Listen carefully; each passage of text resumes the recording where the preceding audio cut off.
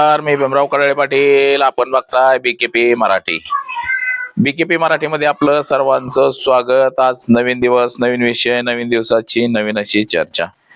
आज चर्चा घेऊन आलोय म्हणजे बघा, एकनाथ शिंदेची शिवसेना भारतीय जनता पक्षामध्ये विलीन होते की काय, आता सध्याची परिस्थिती तशीच झालेली आहे. भाजपनं काय केलंय, सगळ्याच जे सहकारी पक्ष होते सगळेच, त्या सहकारी सगळ्याच पक्षांना बुडवायचंय ठरवलंय की काय, आता तसं परिस्थिती निर्माण झालेली आहे. एकनाथ शिंदेचे 30 आमदार भारतीय जनता पक्षामध्ये प्रवेश करणार आहेत असं एकंदरीत आपल्याला समजतंय.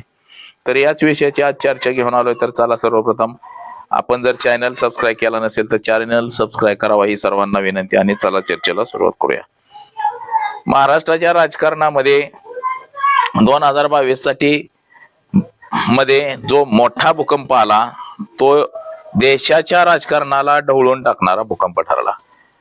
2022 साली जे सुप्रीम कोर्टामध्ये केसेस दाखल आहेत, शिवसेना कुणाची, चिन्ह कुणाचं, ह्याचा निकाल अद्याप लागलेला नाही. तर तो निकाल आता फायनल स्टेजला आहे. म्हणजे जवळपास 4-5 वर्ष झालं त्याची सुनावणीच सुरू होती. काहीशी आता ही न्यायमूर्ती सूर्यकांत यांच्या खंडपीठासमोर ही आता सुरू आहे आणि त्याचा निकाल हा फायलावरती आहे असं एकंदरीत आपल्याला दिसतंय. तर एकनाथ शिंदे यांचं जो शिवसेना आहे ही का विलीन होऊ शकते, त्याची काही कारण सुद्धा आहेत.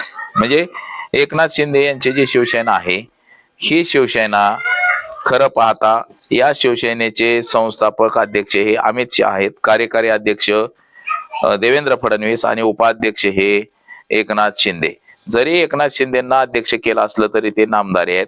उद्या देवेंद्र फडणवीस किंवा अमित शहा यांनी जर सांगितलं की एकनाथ भाऊला बाजूला काढा, तरी ते काढू शकतात, अशी स्थिती निर्माण झालेली आहे.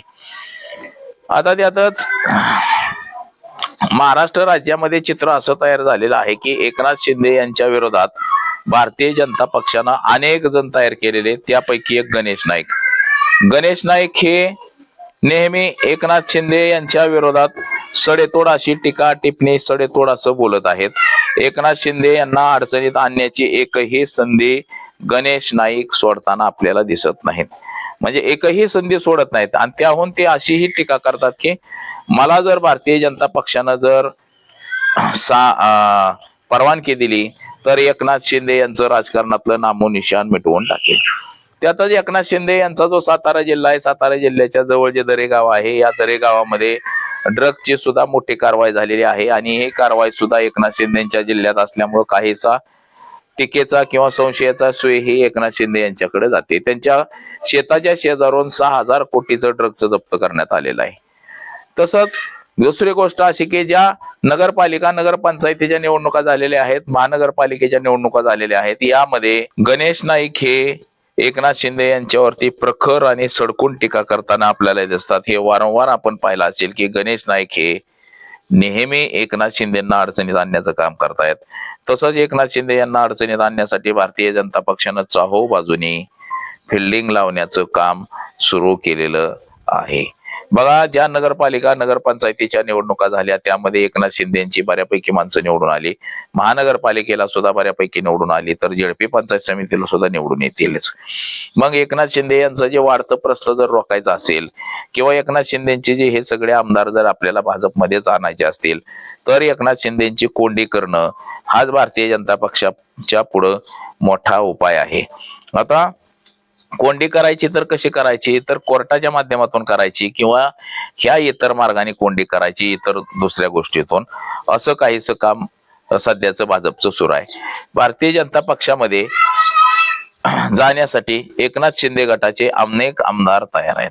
म्हणजे त्यापैकी जे 57 आमदार निवडून आलेले आहेत, या 57 पैकी जवळपास 38 ते 40 आमदार हे एकनाथ शिंदे यांच्या पक्षामध्ये जायला तयार आहेत. तसेच 4 खासदार एकनाथ शिंदेच्या पक्षामध्ये जायला तयार आहेत. तर ह्या सगळ्या जरी गोष्टी असल्या तरी एकनाथ शिंदे यांच्या अडचणी ह्या वाढतच चाललेल्या आहेत. आता बघा, जे कोर्टामध्ये म्हणजे 2022 पासून जो कोर्टामध्ये खटला प्रलंबित आहे, या खटल्याचा निकाल सुद्धा सूर्यकांत यांच्या कार्यकाळामध्ये लागेल.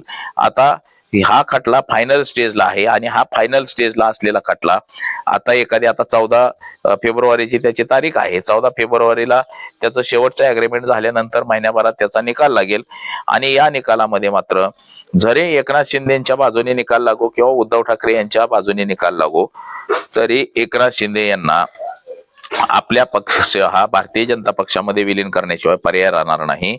आणि जर उद्धव ठाकरे यांच्या बाजूने जर निकाल लागला तर मात्र धनुष्यबाण एकनाथ शिंदेऐवजी जर उद्धव ठाकरेंकडे गेला, पक्ष उद्धव ठाकरेंकडे जरी गेला तर मात्र एकनाथ शिंदेच्या अडचणी मोठ्या प्रमाणामध्ये वाढू शकतात. तर त्यांना भारतीय जनता पक्षामध्येच पुन्हा विलिनी करण्याशिवाय पर्याय राहणार नाही, असंच काहीच आहे. परंतु 2029 ची जी भारतीय जनता पक्षाने जी तयारी सुरू केलेली आहे की येणारी विधानसभा निवडणूक ही स्वतंत्र लढवायची आणि तशी तयारी भाजपनं सुरू केलेली आहे, देवेंद्र फडणवीसांनी सुरू केलेली आहे.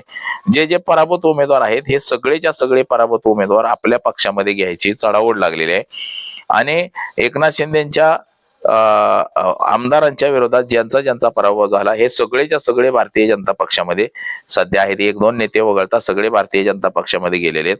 तसंच तिथं पर्याय सुद्धा भाजपनं तयार केलेला आहे की जरी तिथला नेता भाजपमध्ये नसला आला तरी दुसऱ्या नेत्याला तिथं बळकटी देऊन तिथं सुद्धा पर्याय तयार केलेला आहे. आणि भाजप कसं एकनाथ शिंदेना नामोहरण करतंय हे सुद्धा आता येणाऱ्या काळामध्ये आपल्याला दिसणारच आहे.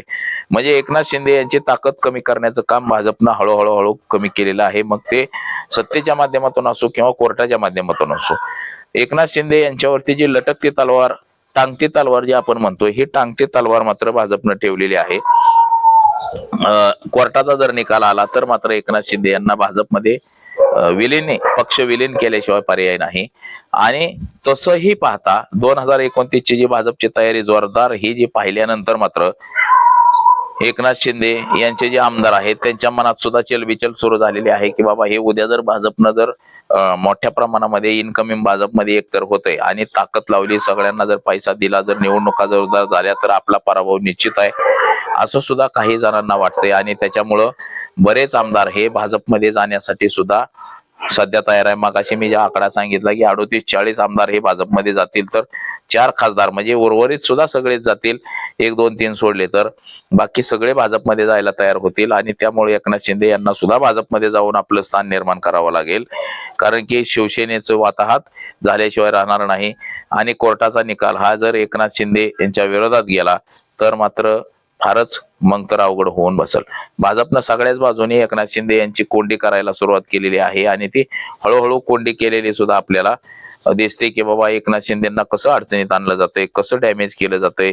एकनाथ शिंदे यांच्या आमदार खासदारांवरती भ्रष्टाचाराचे आरोप केले जातात, त्यांच्या भ्रष्टाचाराच्या चौकशा लावल्या जातात. म्हणजे त्यांना अडचणीत जास्तीत जास्त आणता येईल अशा पद्धतीनं काहीच काम हे भाजपकडनं सध्या सुरू आहे. आणि एकनाथ शिंदेना अडचणीत आणून त्यांचा पक्षच भाजपमध्ये विलीन करायचं अशाच दृष्टीनं भाजपचे सध्या तरी प्रयत्न सुरू आहेत. तर आज एवढंच. माझा सहकारी कॅमेरामन अनिकेत मी भीमराव कडाळे पाटील, BKP 24 मराठी, इंदापूर, पुणे.